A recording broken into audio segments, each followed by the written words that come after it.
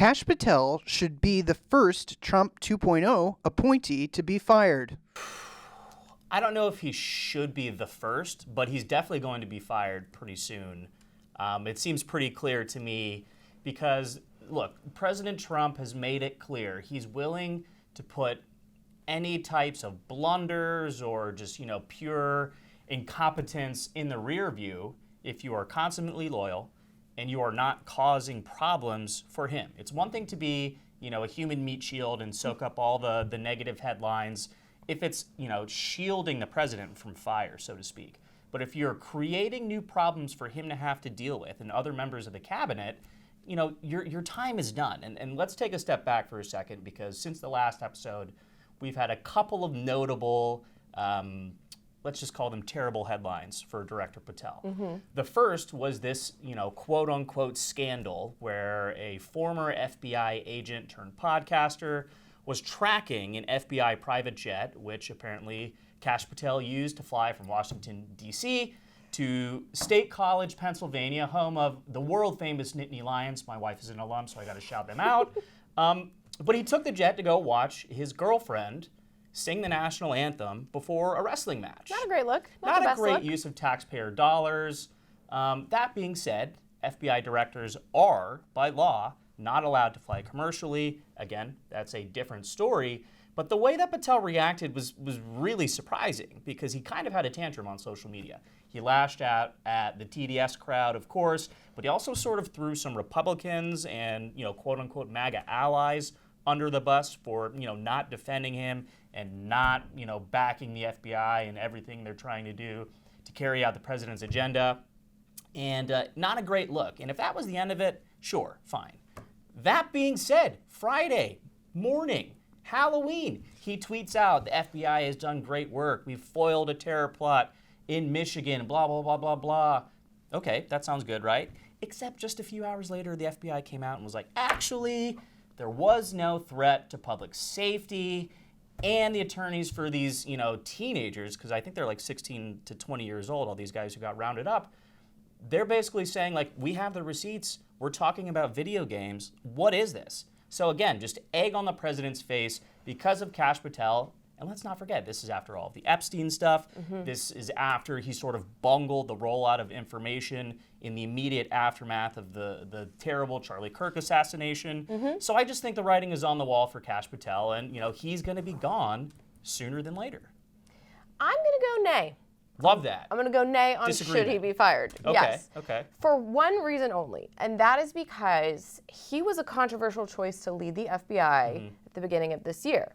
But it was a time when Donald Trump had maximum leverage on Capitol Hill. He had just won a surprisingly comfortable victory. Mm-hmm. And there was this sense, even among moderate Republicans, that perhaps Donald Trump should be entitled to the cabinet that he wants at the beginning. That's a presumption that traditionally was given to presidents. Yeah, exactly. Any incoming president, regardless of party. Obviously, in today's hyper-polarized environment, you don't always see that. But that was a time when Donald Trump was likely to get his most MAGA guy in at the FBI. Mm-hmm. That presumption won't be there when he needs to go fill the FBI role.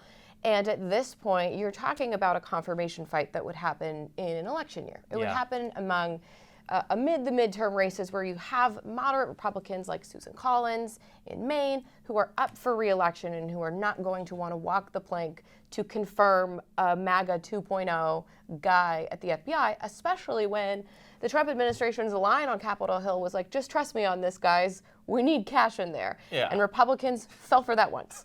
So if you put someone else in there, you are probably looking at someone who's more like a Chris Wray type, who was a company man, lots of experience, turned out to be a massive disappointment for Trump and his supporters. I don't know that you could ever get anyone in there who sort of represented MAGA interests the way that Kash Patel was supposed to. That being said, you mentioned that Donald Trump doesn't like it when people create headaches for him.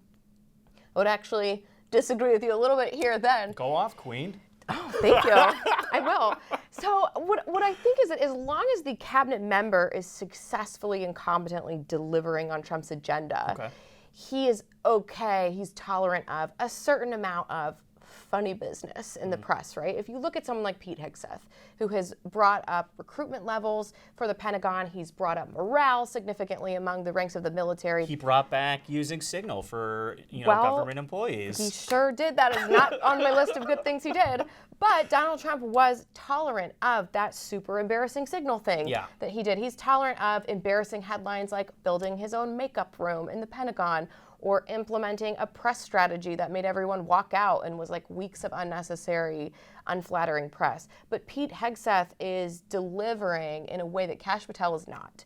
So you can't go out and be embarrassing and do a bunch of nonsense like with the private jet and everything, like accidental fake terrorism plots, if you're also not delivering. And I think there's a real sense among the administration and also MAGA supporters that Kash Patel is not delivering. There's not the level of transparency there on things like the Arctic frost investigation. Yeah, glad you brought that up. And other things that MAGA thought, here's a one-man wrecking ball who's going to come in and clean house, and an FBI that was inarguably politicized for years.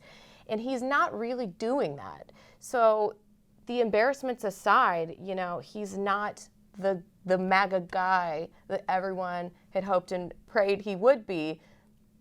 I still worry that the alternative, though, would be much worse for the MAGA folks. Yeah, and to your point, I mean, there's no guarantee that, the president's, second first choice or even his third first choice would get confirmed because, like you had mentioned, it will be in an election year. And the Senate's already starting to play hardball with some of these remaining nominees that are lower down the totem pole, and just not doing everything that the president said, like they did when they confirmed Mr. Patel or Robert F. Kennedy Jr. or any of those folks.